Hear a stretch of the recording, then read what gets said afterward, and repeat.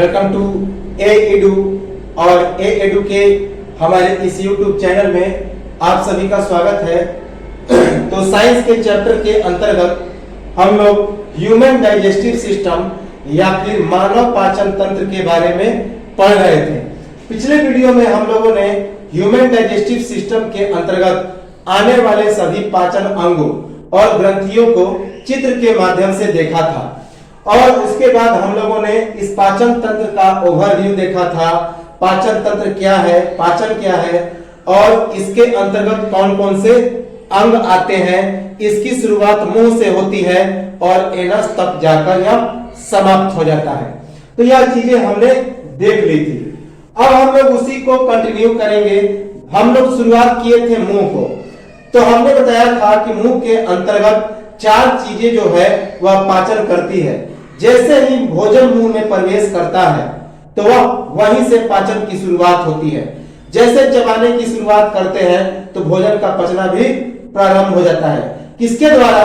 तो मुंह में जीभ क्या करता है तो उलटने पलटने का काम करता है, निगलने का काम करता है, दांतों के बीच फंसे भोजन को निकालने का काम करता है।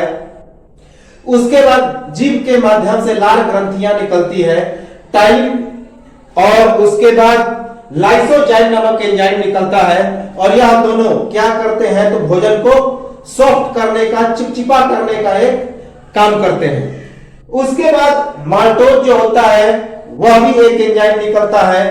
उसके बाद दांत काटने चबाने का काम करता है। तो पचना तो यहीं से प्रारंभ हो गया। उसके बाद कुछ श्लेष्मा ग्रंथियां होती हैं, म्यूकस ग्लैंड होते हैं, जो क्या करते हैं कि हमारे शरीर की तापमान को बढ़ाने का काम करते हैं। जब हम लोग निरंतर गतिशील रहते हैं तो शरीर हरासमेंट होता है, तो उस समय यह एक्टिवेट होता है। तो ये सभी चीजें हमने देख ली थी। तो उसी हम लोग जीव को कंटिन्यू करेंगे और उसके बाद जीव के सभी फैक्ट को देखेंगे। इसके कौन कौन से चार अंतःस्रावी और चार बाह्यस्थ कोशिकाएं होती हैं। हमने बताया था पिछले वीडियो में कि जीव में चार इंट्रिंसिक सेल और चार एक्सट्रिंसिक सेल होते हैं, बहिस्थ और अंतः। बहिस्रावी कोशिकाएं और अंतःस्थ कोशिकाएं, बाह्यस्थ कोशिकाएं और अंतःस्थ कोशिकाएं। तो चार दोनों में होते हैं और कौन कौन से होते हैं उसे हम लोग इस कंटिन्यू करके देखेंगे। तो चलिए शुरुआत करते हैं जीव की अंतःस्थ कोशिकाएं और जीव की बाह्यस्थ कोशिकाएं। जीव के अंदर में पाए जाने वाले जो कोशिकाएं होती हैं कौन कौन? तो जीव की अंतःस्थ कोशिकाएं इंट्रिंसिक सेल्स। पहला superior longitudinal fibre, superior longitudinal fibre. इसका काम है जीव को बड़ा करना। जिस तरह हम लोग जीव को बाहर निकाल के काफी बड़ा कर लेते हैं, तो यह काम किसका है? जीव की एक अंतःस्थ कोशिका है, इंट्रिंसिक सेल है, जिसका नाम है superior longitudinal fibre. Superior longitudinal fibre इसका काम है जीव को बड़ा करना। दूसरा है inferior longitudinal fibre. Inferior longitudinal fibre इसका कार्य है जीव को छोटा करना। तो इंफीरियर लॉन्गिट्यूडिनल फाइबर इसका मुख्य कार्य है जीव को छोटा कर देना। उसके बाद वर्टिकल फाइबर, यह जीव को चौड़ा करता है और चपटा कर देता है। तो वर्टिकल फाइबर इसका काम है जीव को चौड़ा करना और जीव को चपटा कर देना। चौथा है ट्रांसवर्स फाइबर। चौथा जो है अंतःस्थ कोशिका जीव की, उसका नाम है ट्रांसवर्स फाइबर। इसका कार्य है जीव को संकरा और लंबा बनाना। जीव को संकरा बनाता है और लंबा बनाता है। तो जीव की अंतःस्थ कोशिकाएं कौन कौन सी हैं? तो जीव की इंट्रिंसिक सेल है। पहला superior longitudinal fibre. Superior longitudinal fibre इसका काम है जीव को बड़ा करना। इंफीरियर लॉन्गिट्यूडिनल फाइबर इसका काम है जीव को छोटा कर देना। वर्टिकल फाइबर इसका काम है जीव को चौड़ा करना और उसे चपटा कर देना।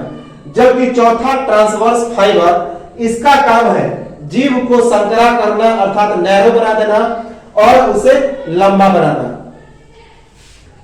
इंटरिस्टिक cells of tongue, the intrinsic cells of tongue, first superior longitudinal fibre, first superior longitudinal fibre, it's main function is increasing the size of tongue, increasing the size of tongue. Second is inferior longitudinal fibre, inferior longitudinal fiber, its main function is widening and malleableness of tongue, widening and malleableness of tongue. And fourth is transverse fiber, fourth is transverse fiber, its main function is narrowing and lengthening of tongue, narrowing and lengthening of tongue. जीव की बायस्थ कोशिकाएं, जीव में जो बाहर में पाई जाने वाली कोशिकाएं हैं कौन कौन, तो जीव की बायस्थ कोशिकाएं कौन कौन सी है, तो पहला है जेनिग्लोस, जेनिग्लोसस, जेनिग्लोसस, दूसरा हाइग्लोसस, तीसरा मंदीप और चौथा पाइलेटेग्लोसस। तो पहला है जीव की बायस्थ कोशिका जेनिग्लोसस, दूसरा हाइग्लोसस, तीसरा मंदिर और चौथा पाइलेटेग्लोसस।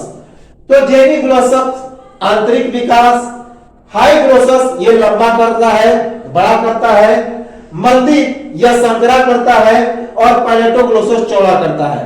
ये बाहरी कोशिका है। तो बस इनका नाम याद रखें, जेनिग्लोसस, हाइग्लोसस, मंदिर और palatoglossus. The extrinsic cells of tongue, the extrinsic cells of tongue, geniglossus, hyglossus, mandip and pailetoglossus। याद रखेंगे जेनिग्लोसस, हाइग्लोसस, मंदीप एंड फोर्थिक पाइलेटोग्लोसस। जीव की जो औसत लंबाई होती है कंठ से लेकर पूरे आगे अग्र जीव की ओर 10 सेंटीमीटर अर्थात 4 इंच के बराबर होती है। जीव की जो औसत लंबाई होती है एवरेज लेंथ, वो कितनी होती है, तो 10 सेंटीमीटर के लगभग होती है अर्थात 4 इंच के बराबर होती है। जीव की औसत लंबाई 10 सेंटीमीटर या फिर 4 इंच। The average length of tongue is 10 centimetre और 4 inches. The average length of tongue is 10 centimetre और 4 इंचेज। भोजन को लार के साथ मिलाना और दांतों के बीच लाना, यह भी जीव का कार्य है। तो भोजन को यह लार के साथ मिलाता है, उलट पलट के क्या करता है, तो सलाइवा के साथ इसे मिक्स करता है भोजन को, और दांतों के बीच उसे ले आता है। दांतों के बीच उसे क्या करता है, तो ले आता है। यह भी कार्य है जीव का। और जीव का एक और कार्य है कि हमने बताया था पिछले वीडियो में, यदि कोई भोज्य पदार्थ हमारे दांतों के बीच में फंस जाता है तो यह एक नेचुरल मीडियम है उसको बाहर निकालने का। हम लोग जीभ से क्या करते हैं कि बार बार दांतों में फंसे भोजन को निकालने का प्रयास करते हैं। तो यह एक नेचुरल मीडियम है, भोजन जो दांत में फंस जाता है उसको बाहर निकालने का। तो भोजन को लार के साथ मिलाना और दांतों के बीच में ले आना, यह भी जीव का एक महत्वपूर्ण कार्य है। Tongue mixes food with saliva and brings food between teeth. Tongue mixes food with saliva and brings food between teeth. स्तनियों में जीभ सबसे ज्यादा विकसित है। तो जो मैमल्स होते हैं उनमें जीभ सबसे ज्यादा विकसित होता है। याद रखेंगे कि जो स्तनपायी प्राणी होते हैं, मैमल्स होते हैं, उनमें जीभ सबसे ज्यादा विकसित होता है। तो सबसे ज्यादा विकसित जो अंग है वह किसमें होता है, स्तनपाइयों में जीभ। तो याद रखेंगे स्तनियों में जीभ जो है वह सबसे ज्यादा विकसित होता है। In mammals tongue is more develop. In mammal tongue is more develop. याद रखेंगे in mammals tongue is more develop. मुख गुहा का ऊपरी भाग तालु कहा जाता है तथा निचला भाग कौन होता है? जीभ होता है। अगर जीभ की स्थिति पूछी जाए तो मुख गुहा का यह निचला हिस्सा है और इसका ऊपरी हिस्सा कौन है? तो तालु है। तो मुख गुहा का ऊपरी भाग तालु होता है जबकि निचला भाग जीभ होता है। The upper part of buccal cavity is upper jaw and lower part is tongue. So the upper part of buccal cavity is upper jaw and lower part is tongue. जीभ की ग्रंथियां, जीभ में मुख्यतः दो ग्रंथि पाई जाती है। हालांकि मुंह में 600 से ज्यादा ग्रंथियां पाई जाती है, 600 से ज्यादा ग्रंथियां मुंह में पाई जाती है, लेकिन जीभ से दो ग्रंथियां काफी इंपॉर्टेंट है और इन्हीं दो ग्रंथियों के द्वारा लार का स्राव होता है, जिसमें 3 एंजाइम पाए जाते हैं। पहला टॉयलिन, दूसरा माल्टेज और तीसरा लाइसोजाइम। तो इन ग्रंथियों में भी कई और ग्रंथि होते हैं, जैसे कि पैरोटिड ग्रंथि, सबलिंगुअल ग्रंथि, सब मैंडिबुलर ग्रंथि, ये सभी भी पाए जाते हैं। लेकिन जीभ की दो ग्रंथियां हैं, एक का नाम है सीरम ग्रंथि, दूसरे का नाम है श्लेष्मा। तो श्लेष्मा ग्रंथि और सीरम ग्रंथि, श्लेष्मा अर्थात म्यूकस, तो सीरम ग्रंथि और श्लेष्मा ग्रंथि। सीरम ग्रंथि से क्या निकलता है? तो लाइपेज नामक एंजाइम का स्रवण होता है, जो वसा को बसीय अम्ल में परिवर्तित करता है। क्योंकि जो भोजन होता है, हमारा बॉडी होता है, हमने बताया था, इसकी आगे भी चर्चा करेंगे कि वसा, प्रोटीन और कार्बोहाइड्रेट हमारे शरीर में डायरेक्ट एब्जॉर्ब नहीं होता। जैसे कि कार्बोहाइड्रेट ग्लूकोज के रूप में, कार्बोहाइड्रेट्स अर्थात स्टार्च माल्टोज में टूटेगा और माल्टोज किसमें टूटेगा? तो ग्लूकोज में, और वह जो ग्लूकोज होगा वह सॉफ्ट फूड होगा, मुलायम होगा, जिसको शरीर एब्जॉर्ब करेगा। प्रोटीन एमिनो एसिड में टूटता है, तो उस एमिनो एसिड को शरीर ग्रहण करेगा। उसके बाद जो वसा है वह वसीय अम्ल अर्थात फैटी एसिड में टूटेगा और तब भोजन, तब हमारा बॉडी उसे एब्जॉर्ब करेगा। तो जीभ की ग्रंथियां है सीरम ग्रंथि और श्लेष्मा ग्रंथि। The glands of tongue, serious gland and mucous gland. The glands of tongue is serious gland and mucous gland. मुंह में लगभग 600 लाल ग्रंथियां मौजूद होती है, जिसमें 3 ग्रंथियां सबसे महत्वपूर्ण है। पहला पैरोटिड ग्रंथि, यह कान के पीना के पास मौजूद होता है, दोनों तरफ। यहां पे 1, 2, 4 होते हैं, एक जोड़ी इस कान में और एक जोड़ी इस कान में, बिल्कुल पीना के नीचे। तो पहला है पैरोटिड ग्रंथि, कान के पीना के पास। यह जीभ की सबसे बड़ी ग्रंथि है, मोस्ट इंपॉर्टेंट है। पूछा जाता है कि जीभ की सबसे बड़ी ग्रंथि कौन है, तो उसका नाम है पैरोटिड ग्रंथि। तो जीभ की सबसे बड़ी ग्रंथि है पैरोटिड ग्रंथि। तो कभी कभी इस पैरोटिड ग्रंथि में वायरस का अटैक हो जाता है और वायरस के अटैक के कारण यह ग्रंथि कम हार्मोन का स्राव करता है, कम एंजाइम का स्राव करता है, जिसके कारण यहाँ पे सूजन आ जाती है। और इस बीमारी को हम लोग क्या कहते हैं? तो मम्प्स कहते हैं, मम्प्स। गलसुआ भी कहा जाता है इसे, गलसुआ या मम्प्स। तो 3 ग्रंथियां महत्वपूर्ण है। पहला है पैरोटिड ग्रंथि, कान के पीना के पास यह पाई जाती है और यह जीभ की सबसे बड़ी ग्रंथि होती है। दूसरा है सबलिंगुअल। सबलिंगुअल यह निचले जबड़े में पाया जाता है, निचले जबड़े में पाया जाता है और जीभ की यह सबसे छोटी ग्रंथि। यहां पे जो सबलिंगुअल है वह सब मैंडिबुलर होगा, सब मैंडिबुलर।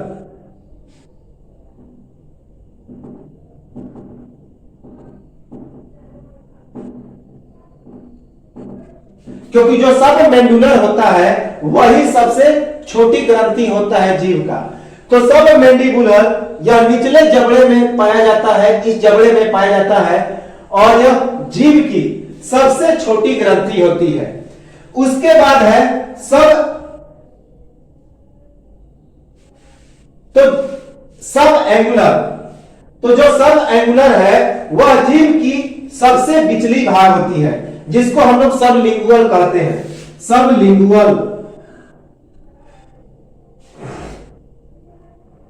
सबलिंगुअल यह भी निचले जबड़े में पाया जाता है और यह पैरोटिड से छोटा होता है लेकिन सबमेंडुलर से बड़ा होता है। याद रखेंगे, सबमेंडुलर से बड़ा होता है।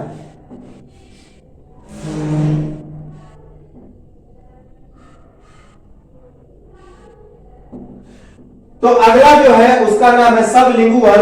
यह निचले जबड़े में पाया जाता है और यह पैरोटिड ग्रंथि से छोटा होता है लेकिन सबमेंडुलर से बड़ा होता है। याद रखेंगे। तो मुंह में लगभग 600 लाल ग्रंथियां मौजूद होती हैं, जिनमें 3 ही ग्रंथि काफी महत्वपूर्ण है। पहले का नाम है पैरोटिड ग्रंथि, जो कि कान के पीना के बिल्कुल नीचे पाया जाता है और यही जीभ की सबसे बड़ी ग्रंथि होती है। दूसरा है सबमेंडिबुलर। सबमेंडिबुलर यह निचले जबड़े में पाया जाता है और जीभ की सबसे छोटी ग्रंथि है। उसके बाद सबलिंगुअल। सबलिंगुअल यह भी निचले जबड़े में पाया जाता है और यह पैरोटिड ग्रंथि से छोटा होता है लेकिन सबमेंडुलर से बड़ा होता है। In mouth there are 600 saliva glands, in which 3 are important. In mouth there are 600 saliva glands, in which there are 3 most important. First, parotid gland. First is parotid gland. It is found just below the pinna of both sides of ear, and it is the largest gland of our tongue. So parotid gland is found just below the pinna of both sides of ear, and it is the largest gland of tongue. Second submandibular. Submandibular.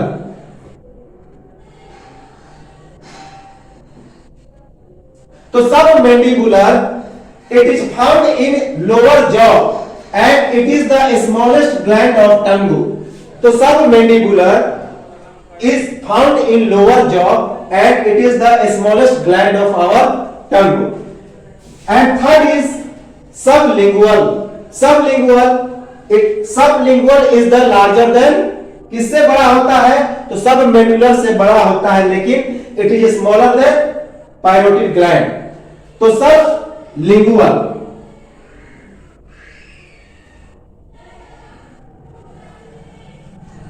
It is also found in lower jaw and its size is smaller than parotid but larger than submandibular. Submandibular.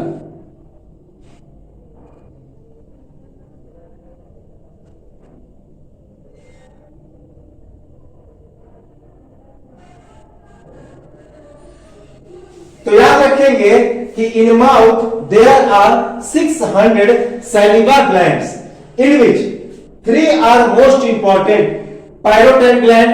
Parotid gland is found just below the pinna of both sides of our ear, and it is the largest gland of our tongue. Second is submandibular. It is found in lower jaw and it is the smallest gland in tongue. Third is sublingual. It is also found in lower jaw and its size is smaller than parotid but larger than submandibular. याद रखेंगे, important है। मनुष्य में parotid ग्रंथि की संख्या कितनी होती है? तो 2 जोड़ी होती है। अभी हमने बता दिया कि मनुष्य में पैरोटिड ग्रंथि की जो संख्या होती है वह 2 जोड़ी होती है, 2 इस कान के नीचे और 2 इस कान के नीचे, जिसका सीधा संपर्क हमारे टंगू से होता है, जीभ से होता है। मनुष्य में पैरोटिड ग्रंथि की संख्या 2 जोड़ी और कभी-कभी वायरस के कारण पैरोटिड ग्रंथि की कमी हो जाती है और इसमें सूजन आ जाता है और कान के निचले हिस्से फूल जाते हैं। और इस बीमारी को क्या कहते हैं? तो इस बीमारी का नाम है गलसुआ, गलसुआ या मम्प्स। तो मनुष्य में पैरोटिड ग्रंथि की संख्या दो जोड़ी अर्थात 4, 2 इस कान में और 2 इस कान में, कान के पीना के बिल्कुल नीचे। लेकिन कभी कभी वायरस के अटैक के कारण इसकी कमी आ जाती है और इसमें सूजन आ जाती है और कान जो होता है यहाँ पे वह फूल जाता है, उसमें सूजन आ जाता है। तो इस बीमारी को हम लोग क्या कहते हैं? गलसुआ कहते हैं, गलसुआ, जिसे मम्प्स भी कहा जाता है। तो the number of parotid gland is 2 pairs in human, and sometimes by the effect of virus the swelling in parotid gland and the lower part of ear becomes swollen and this disease is called mumps। तो याद रखेंगे the number of parotid gland in human is 2 pairs, it means 4, and sometimes by the effect of virus the swelling of parotid gland and the lower part of ear become swollen and this disease is called mumps, अर्थात उसे गलसुआ कहा जाता है, याद रखेंगे। तो यह तो था हमारा जीव, यह जो था हमारा जीव था। अब हम लोग आते हैं मुंह में एक और पार्ट जो भोजन का पाचन करता है, उसका नाम है लार, जिसे सैलिवा कहते हैं। क्या कहते हैं? सलाइवा कहते हैं। तो चलिए लार के बारे में देखते हैं। सलाइवा, सलाइवा है क्या और यह क्या काम करता है? तो सबसे पहले इसका जो स्राव होता है किस ग्रंथि से? तो लसिका ग्रंथि से इसका स्राव होता है। लार का जो स्राव होता है एक ग्रंथि से होता है जिसे सैलिवरी ग्लैंड कहते हैं, लसिका ग्रंथि कहते हैं। तो लसिका ग्रंथि से या इसका स्राव होता है या लसिका ग्रंथि से निकलता है। Secreted from salivary gland, secreted from salivary gland. चिपचिपा एवं मुलायम बनाना किसे? तो भोजन को, यह भोजन को चिपचिपा और मुलायम बनाता है। लार क्या करता है? भोजन को चिपचिपा और मुलायम बनाता है। It makes soft and swollen, it makes soft and swollen full of food, it makes soft and swollen full of food. इसी की वजह से लार में चिपचिपाहट आती है। तो इसी की वजह से क्या होती है?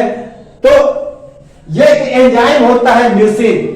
तो म्यूसिन की हम लोग चर्चा करेंगे। म्यूसिन जिसकी वजह से लार में चिपचिपाहट आती है, काफी इंपॉर्टेंट है।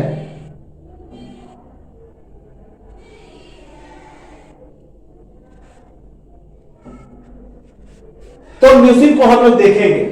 तो मनुष्य में मुंह में दिन भर में 1 से 1.5 लीटर लार का निर्माण होता है। तो मनुष्य में जो एक वयस्क मनुष्य है, एडल्ट मैन है, एक दिन में 1 से लेकर 1.5 लीटर लार का निर्माण होता है। VBI है कि मनुष्य के मुंह में दिन भर में 1 से लेकर 1.5 लीटर लार का निर्माण होता है। In human per day 1 to 1.5 litre of saliva forms. तो in human per day 1 to 1.5 litre of saliva forms. इसका जो पीएच मान होता है मनुष्यों में 6.5 से लेकर 6.8 के बीच होता है। तो इसका जो पीएच वैल्यू होता है लार का 6.5 से लेकर 6.8 तक होता है, अर्थात यह अम्लीय होता है। क्योंकि इसका जो पीएच मान है वह कितना है? तो 7 से कम है। इसी कारण यह अम्लीय होता है क्योंकि इसका पीएच जो मान होता है 6.5 से लेकर 6.8 तक होता है। PH value 6.5 to 6.8। The pH value of saliva कितना होता है? 6.5 to 6.8। So it is acidic, यह अम्लीकृत होता है, याद रखेंगे। इसमें 99% पानी होता है, जबकि 1% अन्य पदार्थ होते हैं, जैसे कि potassium, calcium, sodium, enzyme, urea और म्यूसिन। तो यह म्यूसिन जो होता है, इसी की वजह से लार में चिपचिपाहट आती है, इंपॉर्टेंट है। तो म्यूसिन नामक एक पदार्थ पाया जाता है लार में, और यही म्यूसिन लार को चिपचिपा बनाए रखने में मदद करता है। तो 99% जो होता है पानी होता है लार में, और 1% अन्य पदार्थ होता है, जैसे potassium, calcium, sodium, enzyme, urea और म्यूसिन एंजाइम। यह म्यूसिन एंजाइम इसी की वजह से लार में चिपचिपाहट आता है, काफी इंपॉर्टेंट है।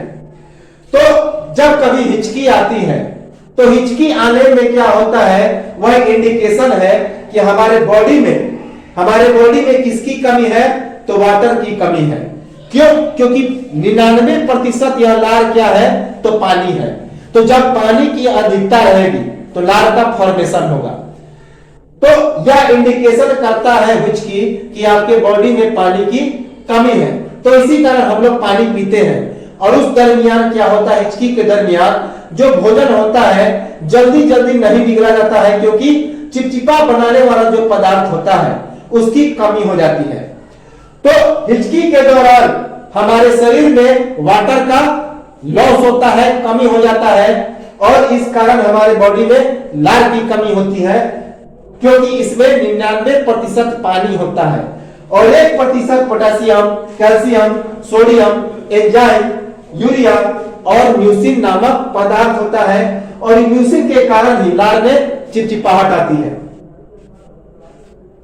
तो याद रखेंगे 99% water and 1% other materials such as potassium, calcium, sodium, enzyme, urea and mucin enzyme। याद रखेंगे। and due to mucin enzyme viscous in saliva। तो म्यूसिन एंजाइम के द्वारा जो सैलिवा होता है कैसा होता है, तो विस्कस होता है, चिपचिपा होता है, गाढ़ा होता है। याद रखेंगे। कुत्तों तथा अन्य मांसाहारी जंतुओं में जो लार का पीएच वैल्यू होता है वह 7.4 या उससे ज्यादा होता है। इसी कारण कुत्तों और अन्य मांसाहारी जंतुओं में जो लार होता है वह क्षारीय होता है, बेसिक इन नेचर होता है, क्योंकि उसका पीएच वैल्यू 7 से ज्यादा होता है। इसी के कारण हम लोग जब ज्यादा दौड़ते हैं तो थक जाते हैं, लेकिन कुत्ते और जो तेज दौड़ने वाले जैसे मांसाहारी चीता है, शेर है, बाघ है, तो ये सभी जंतु थकते नहीं है। क्यों? क्योंकि हम लोग का जो लार है वह पतला होता है, अम्लीकृत होता है, उनका लार गाढ़ा होता है, इसी कारण वे ज्यादा लार स्राव करते हैं, और वह काफी खतरनाक भी होता है।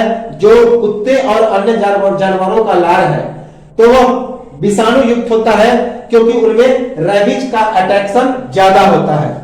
तो इसी कारण जब क्षारीय हो जाता है लार तो वह काफी हानिकारक हो जाता है। याद रखेंगे, इंपॉर्टेंट है।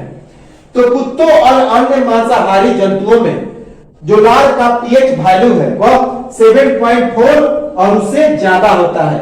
इसी कारण जो कुत्ते होते हैं और अन्य जो मांसाहारी जंतु होते हैं उनका जो लार होता है वह क्षारीय होता है। Dogs and other animals have 7.4 pH value, so it is basic in nature।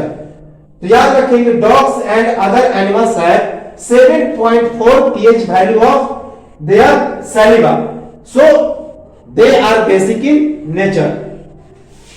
Bicarbonate तथा फॉस्फेट आयन भी मौजूद होते हैं लार में, जिनका काम है मुंह में क्षारीयता और अम्लीयता का संतुलन बनाए रखना, और इससे हमारे दांतों की सुरक्षा भी होती है।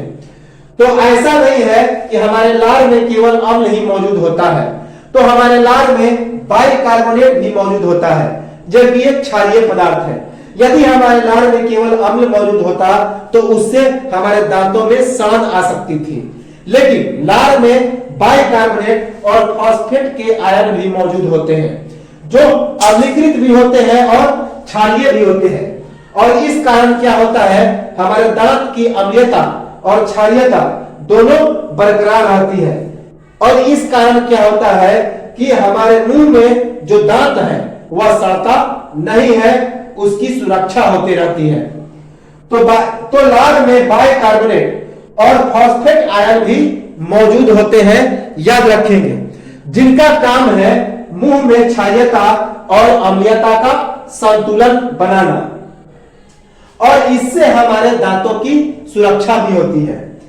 In saliva there are bicarbonate and phosphate ions are present and they balances between the acidity and basicity of mouth that our teeth become safe। तो याद रखेंगे, इंपॉर्टेंट है कि in saliva there are bicarbonate and phosphate ions are present and they balance between the acidity and basicity of mouth so that our teeth become safe। याद रखेंगे, important है। अब हम लोग आते हैं, ये तो था लार के बारे में कुछ परिचय। अब हम लोग आते हैं इस लार से कौन कौन से पाचक रस का स्राव होता है, कौन कौन से एंजाइम निकलते हैं। तो 3 तरह के एंजाइम का स्रावन होता है, हालांकि इसे हम लोग पिछले वीडियो में देख भी चुके हैं। तो लार से 3 प्रकार के एंजाइम का स्रावन होता है। कौन कौन? पहला टाइलिन, दूसरा माल्टोज और तीसरा लाइसोजाइम। तो टाइलिन, माल्टोज और लाइसोजाइम, माल्टेज याद रखेंगे, माल्टेज है, और तीसरा है लाइसोजाइम। तो टाइलिन, माल्टेज और लाइसोजाइम, ये तीनों जो होते हैं एंजाइम का स्राव होता है किससे? तो लार से। यह जो टाइलिन होता है स्टार्च या कार्बोहाइड्रेट को माल्टेज में तोड़ देता है, जिस कारण उसमें मीठापन आता है। तो जो टाइलिन नामक जो रस होता है, पाचक रस होता है, वह स्टार्च या कार्बोहाइड्रेट को माल्टोज में तोड़ देता है, और इसी माल्टोज के कारण भोजन में मीठापन आ जाता है। तो जब सलीवा के कारण जब भोजन चिपचिपा होता है तो हम लोग क्या अनुभव करते हैं कि वह भोजन मीठा हो जाता है। तो याद रखेंगे कि चूंकि हम लोग जानते हैं कि कार्बोहाइड्रेट या स्टार्च को डायरेक्टली जो है शरीर एब्जॉर्ब नहीं कर पाता, तो इसी कारण उसे माल्टोज में तोड़ा जाता है। किसके द्वारा? तो टाइलिन के द्वारा। और फिर माल्टोज भी टूटता है ग्लूकोज में। तो यह टाइलिन स्टार्च या कार्बोहाइड्रेट को माल्टोज में तोड़ता है, जिस कारण उसमें मीठापन आता है। टाइलिन एंजाइम ब्रेक्स स्टार्च और carbohydrate into maltose and due to ptyalin enzymes the food becomes sweet. तो टाइलिन एंजाइम ब्रेक्स स्टार्च और carbohydrate into maltose and due to ptyalin enzymes the food become sweet. Maltase enzyme, यह जो maltase enzyme है या फिर पाचक रस है, इसका मुख्य काम है माल्टोज को ग्लूकोज में परिवर्तित करना, जिसको शरीर के द्वारा आसानी से अवशोषित कर लिया जाता है। तो माल्टेज क्या करता है? माल्टेज जो माल्टोज होता है, टाइलिन के द्वारा स्टार्च को जो माल्टोज में परिवर्तित किया जाता है, तो उस माल्टोज को यह माल्टेज क्या करता है? ग्लूकोज में परिवर्तित कर देता है, और यह ग्लूकोज आसानी से शरीर की कोशिकाओं के द्वारा अवशोषित हो जाती है। तो माल्टेज एंजाइम या पाचक रस का मुख्य काम है माल्टोज को ग्लूकोज में परिवर्तन करना, जिसको शरीर के द्वारा आसानी से अवशोषित कर लिया जाता है। Maltose changes maltase into glucose and glucose is easily absorbed by our body. याद रखेंगे कि maltase changes maltose into glucose and glucose is easily absorbed by our body sales.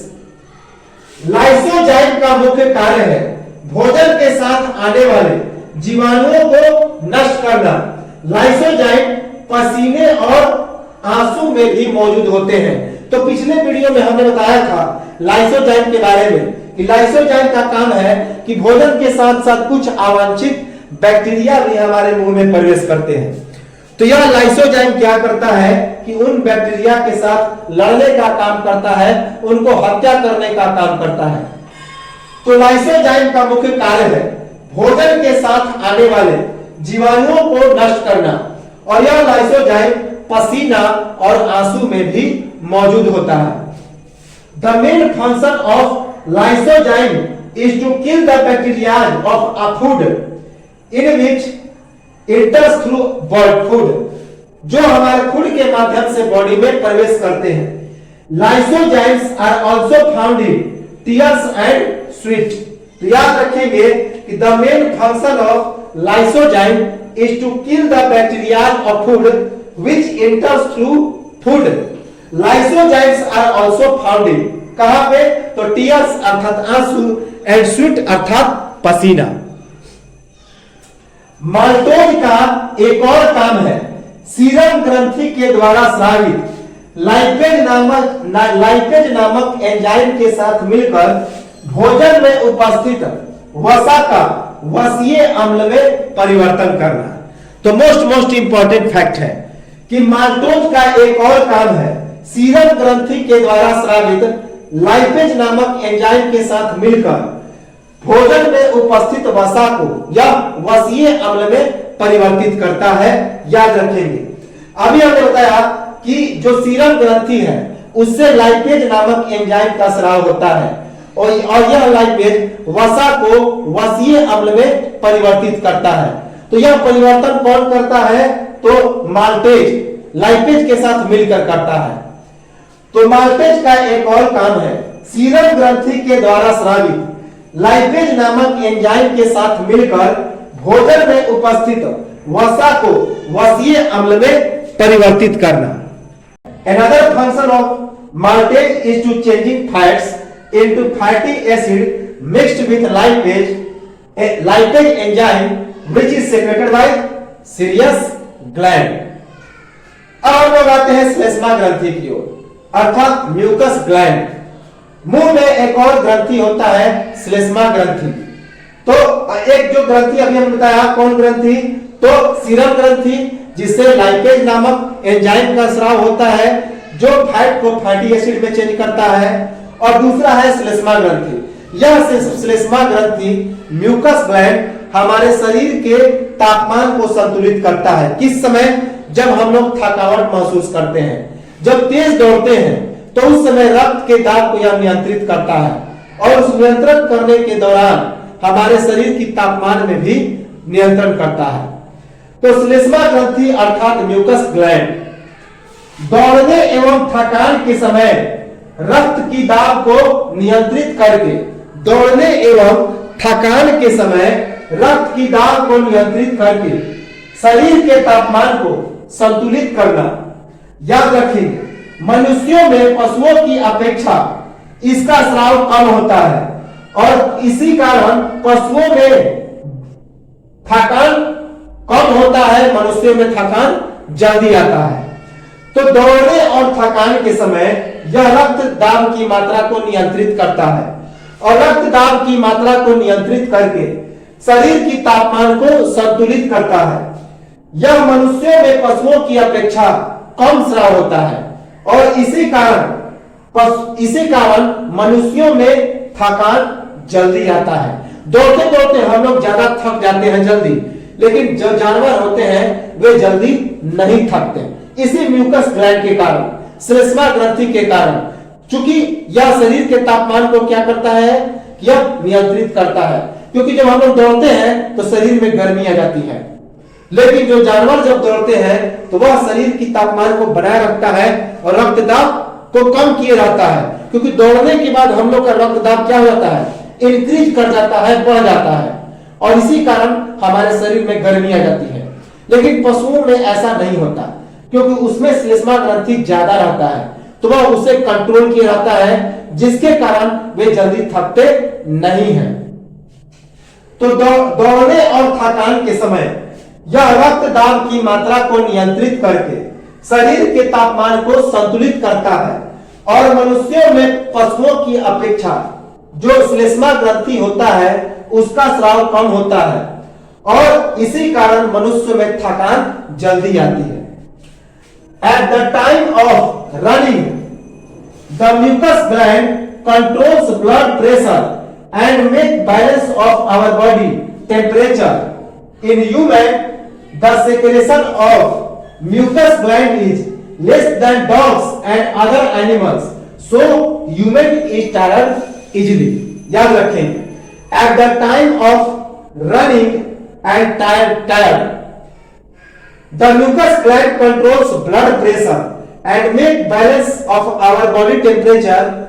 In human, the secretion of mucus gland is less than dogs and other animals, so human tired easily. तो यह तो था हमारा श्लेष्मा ग्रंथि। अब हम लोग आते हैं मुंह के एक और पार्ट जिससे भोजन का सबसे ज्यादा पाचन होता है, तो वह है दांत। यह दांत जो भोजन होता है उसको छोटा छोटा बनाने में काम करता है, चबाने में काम करता है, चीरने फाड़ने का काम करता है, तो उसका नाम है दांत, टीथ। तो दांत के बारे में हम लोग देखें, यह मुंह का चौथा पाचन अंग है। तो सबसे पहले हम लोग दांत के बारे में हम लोग अगले वीडियो में देखेंगे इसके पूरे डिटेल को। तो इस वीडियो में हम लोग देखें कि दांत कौन कौन से भाग होते हैं, कितने प्रकार के दांत होते हैं और उनका संख्या कितना होता है, कितने ऊपर में और कितने नीचे में। तो यह जो स्ट्रक्चर दिखाई दे रहा है यह दांत का आधा भाग है, क्योंकि यही आधा भाग बाएं साइड भी होता है और यही भाग निचले जबड़े में भी होता है। तो हम लोग जब एक पार्ट को देख लेंगे तो उसे 4 हिस्सों में कर लेंगे, क्योंकि हमारे मुंह के ऊपर में जितने दांत होते हैं उतने ही नीचे दांत होते हैं, और जो दांत ऊपर में होता है जिस पोजीशन पे, वही दांत निचले पोजीशन पे भी होता है, उतना ही होता है। तो सबसे पहले हम लोग दांत को देखें। इस दांत में 4 प्रकार के दांत पाए जाते हैं।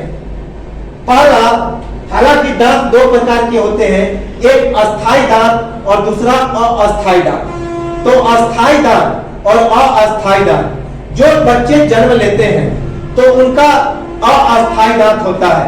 6 महीने के बाद, 7 महीने के बाद उनमें अस्थाई दांतों का जमना प्रारंभ होता है, जिसे दूध का दांत कहते हैं, मिल्क टीथ कहते हैं।